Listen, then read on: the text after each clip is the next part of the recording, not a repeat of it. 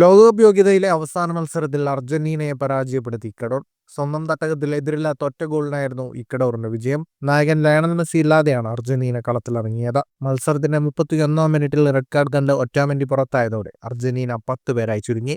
ആദ്യ പകുതിയുടെ അവസാനം ഇക്കഡോർ നായകൻ എന്നർ വലൻസിയ പെനാൽറ്റി ഗോളിലൂടെ ആതിഥേയർക്ക് ലീഡും നൽകി. രണ്ടാം പകുതിയിൽ ഇക്കഡോർ താരം കൈസൈഡയും ചുവപ്പ് കാർഡ് കിട്ടി പുറത്തായി. എന്നാൽ ഗോൾ തിരിച്ചടിക്കാൻ അർജന്റീനയ്ക്ക് സാധിച്ചില്ല. ഇരു ടീമുകളും നേരത്തെ തന്നെ ലോകകപ്പിന് യോഗ്യത ഉറപ്പാക്കിയിരുന്നു. മത്സരത്തിലെ കണക്കുകളിലേക്ക് വന്നാൽ 58% ബോൾ പൊസിഷൻ അർജന്റീനയ്ക്കായിരുന്നു. എന്നാൽ അർജന്റീന തൊടുത്ത 8 ഷോട്ടുകളിൽ ഒറ്റ ഷോട്ട് പോലും ഓൺ ടാർഗറ്റിൽ ഉണ്ടായിരുന്നില്ല. 548 പാസുകൾ 89% കൃത്യതയോടെ അർജന്റീന പൂർത്തിയാക്കി. 11 ഷോട്ടുകളാണ് ഇക്കഡോർ തൊടുത്തത്. 4 shot on target. 421 പാസുകൾ 85% കൃത്യതയോടെ ഇക്കഡോർ പൂർത്തിയാക്കി.